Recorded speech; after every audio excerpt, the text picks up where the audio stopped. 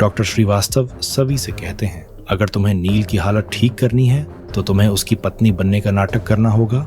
सवी चौंक जाती है और साफ मना कर देती है, लेकिन डॉक्टर श्रीवास्तव समझाते हैं, कहीं ना कहीं तुम उसकी पत्नी बन ही चुकी हो। उसने तुम्हारी मांग भरी है, ये सिर्फ नाटक नहीं रहा। सवी इन बातों को सोच ही रही होती है कि तभी अचानक हॉस्पिटल में भाग्यश्री पुलिस लेकर जाती है। वो चिल्ला चिल्ला कर कहती है, इस लड़की ने मेरे पोता पोती को चुरा लिया है।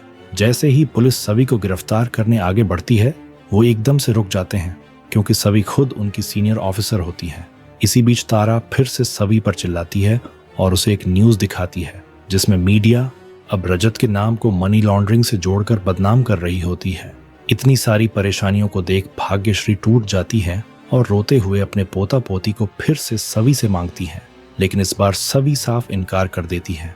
सवी डटकर जवाब देती है, अगर बच्चों की कस्टडी चाहिए तो कोर्ट में केस कीजिए।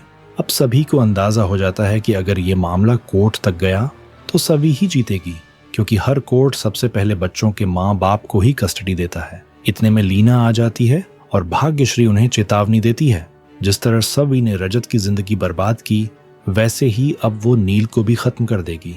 हालांकि भाग्यश्री ये सब गुस्से में ही कहती है। उधर सवी नील के पास जाती है और अब उसकी पत्नी बनने का नाटक करने लगती है। तभी वहां सई आ जाती है और मासूमियत से नील को पूकी अंकल कह देती है। नील हैरान हो जाता है, मेरी बेटी मुझे अंकल क्यों बुला रही है, लेकिन उसे कुछ याद नहीं होता। सवी झूठ बोलती है, जब से तुम दोनों ने वो मूवी देखी है तब से तुम लोग एक दूसरे को पूकी कहते हो।